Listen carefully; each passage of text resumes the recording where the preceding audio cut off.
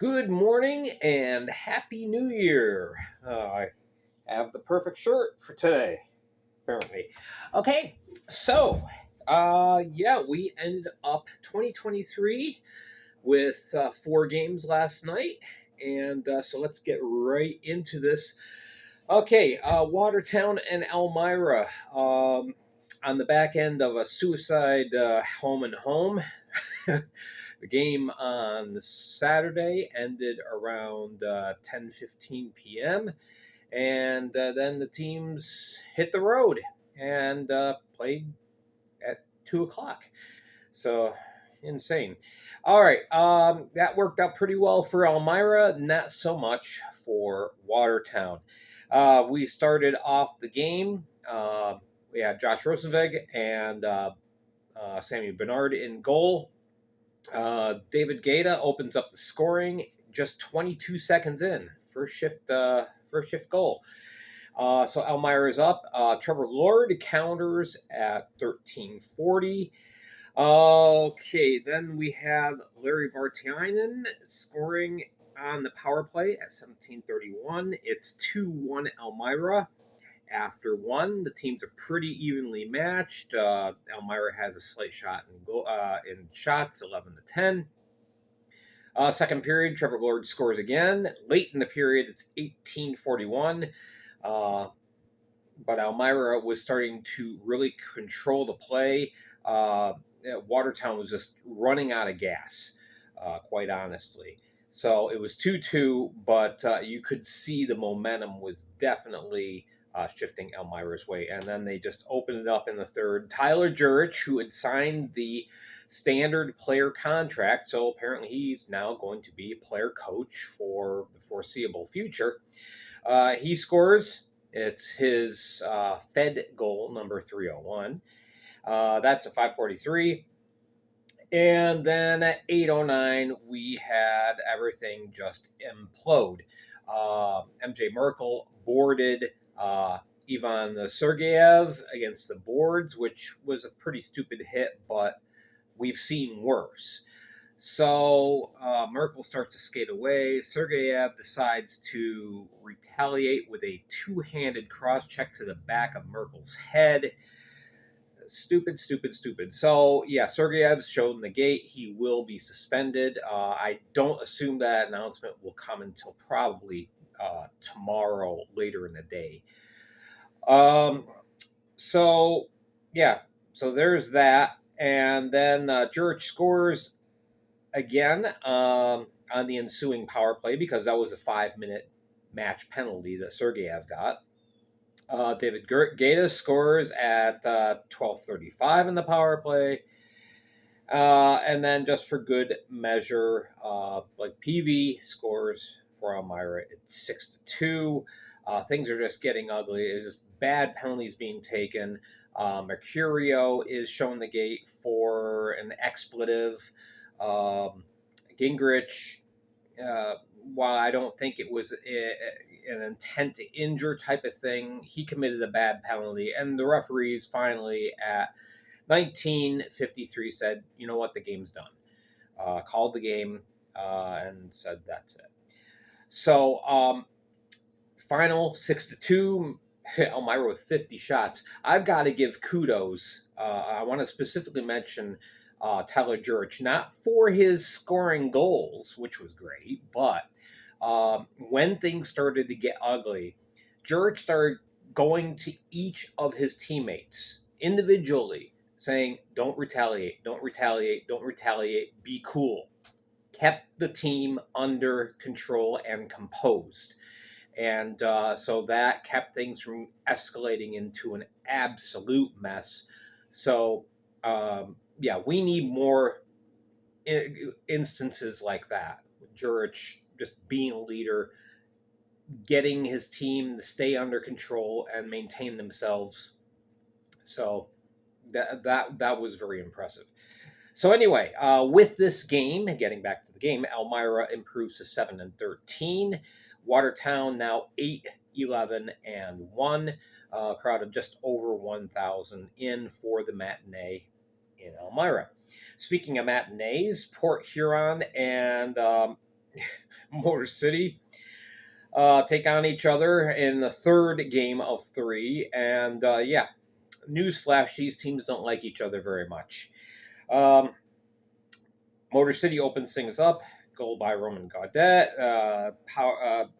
On the power play, Austin Federle evens things up for the Prowlers.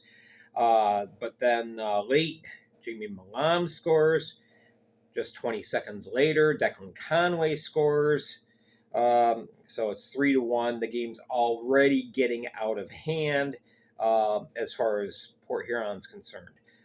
Sneath scores 55 seconds in the second period on the power play, and then Giuliano scores at 4:14. That was the end of the night for Makar Sokolov, who started for the Prowlers. In comes Ian Wallace, who Motor City fans have affectionately called Captain Kick-a-Post. So, yeah. So anyway, yeah, the game's already out of hand. Port Huron tries to chip themselves back into things. Goal by Brandon Picard, which was shorthanded. And then Mitch Jones on the power play. Now it is... it's 6-3. And in the third, it got ugly. There were penalties throughout this game.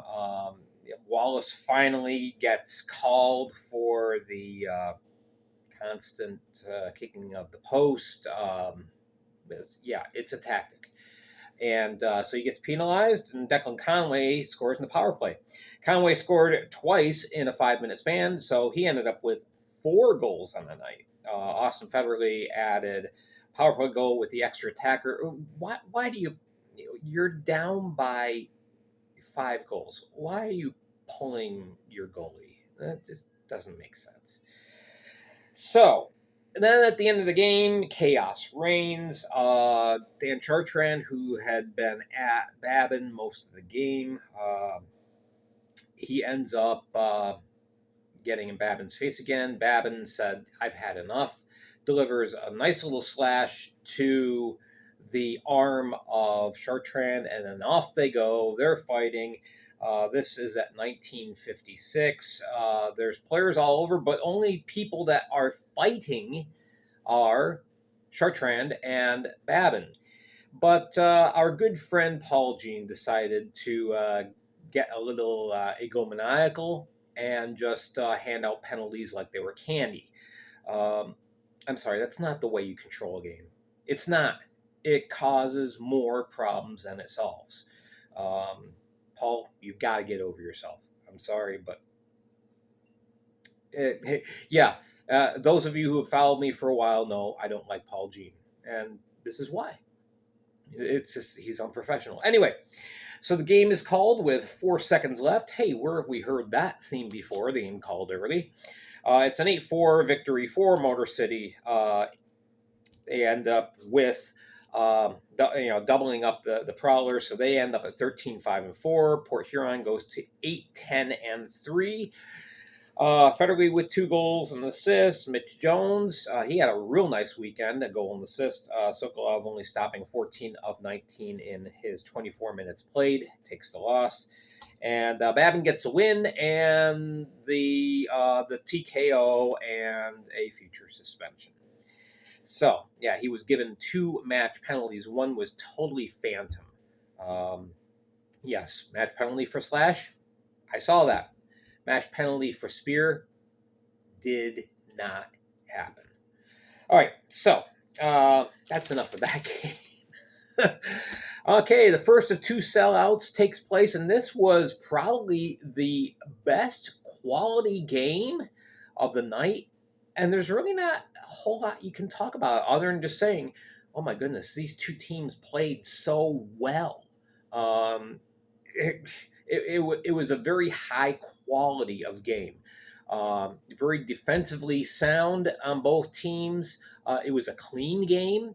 Imagine that, a game between Danbury and Binghamton being clean. It was. Both teams played extremely well, but in the end, Danbury escapes with a shootout win. Danbury got on the board first. Brandon Stoyshevsky scores in the power play. That was the only special teams goal of the night. And then Binghamton starts chipping their way back. They start taking control. They dominated play, even though, like I said, both teams played very, very well, but Binghamton just had the upper hand with momentum and everything. Josh Fletcher scores. Tyson Kirkby scores. In the second period, Thomas Ray scores. It's 3-1 Binghamton. Everybody in the Veterans Vision Memorial Arena is thinking, yeah, we got this. We're on our way. But no, about 10 minutes left. Binghamton just ended up taking their foot off the gas, and Danbury exploited that and seized advantage. So 14:27 of the third period, after a successful penalty kill, Jacob Radcliffe scores, and so it's 3-2. And exactly 2 minutes later, Kyle Heitzner just signed with the team that day, brought over from Baton Rouge in exchange for cash. And Heitzner, he was in camp with Binghamton and was cut right before the beginning of the season. So yeah, Heitzner ends up scoring the game-tying goal at 16:27. We go to overtime. Binghamton totally dominant, 9-2 edge in shots, but McCollum stood on his head. Connor McCollum was the star of the game, even though he didn't get the first star. He was clearly the best player out there last night. So anyway, he stops everything coming his way. And then in the shootout, Danbury scored once off the stick of Connor Woolley, and Binghamton scored no times. So there you go. It's a 4-3 victory. Danbury, for the second straight night, ends up with an extra time victory over the Black Bears, improves to 12-10-2. Binghamton now 17-2-5. Again, before a sellout crowd. McCollum stopping 56 of 59, the performance of the night. And then the closeout game to bring in the new year, the River Dragons and the Thunderbirds played their third of three. And this time, Carolina, they got the upper hand, and it was a tight game, but they managed to keep the upper hand throughout the game this time. Gus Ford was the main. What do you want to say? The main character. He was the leading role. He scores at 156. Columbus ties it with Alexander Jemayev at 551. Then Carolina kind of gets the upper hand. Jan Salak again scoring. Salak, I got to double check, but I believe he has a 7-game goal scoring streak now. So he scores, and Gus Ford scores in the power play with 2 minutes left. So Carolina's up 3-1. In the second, Austin Doe scores in the power play. Gus Ford counters on the power play. Alexander Jemayev scores late in the period. It's 4-3 Carolina at the end of 2. Storjahan scores to tie things up about 6:15 in. That's on the power play. Both teams really tightened up. There was only 6 shots aside in the third period. But at 15-17, it's Dawson Baker, who, was hurt pretty good the night before. He ends up getting the game winner. And there you go. Carolina fans, the sellout crowd there goes home happy. They celebrate a win, skate with the players, ring in the new year. Very nice night in the Annex. So Gus Ford ends up with 3 goals and an assist in the Carolina win. Baker with a goal and 3 assists, and Cavalier stops 30 of 34. Meanwhile, for the River Sharks, Austin Doe had the goal and assist, and Alexander Jemayev had 2 goals. Taylor Joseph's his first regulation loss of the year, 26 out of 31. And so there you go. Carolina is now 17-5. Columbus 15-3-2. And there's our wrap up of last night. Now tomorrow I'm going to have 2 videos. First one is going to be stars and standings, and that's going to be combined with power rankings. And then the second video I hope you'll tune in. I'm going to be talking about the state of the FPHL as we enter 2024. Going to be talking about players' statuses, transactions that have been taking place, and the relationship between the Fed and the SPHL, the truth on it. Yeah, the truth on it. We're also going to be talking about podcasts as well because it's kind of coming up. So there you go. Hope you have a wonderful day. Have a happy new year. We will catch you again tomorrow.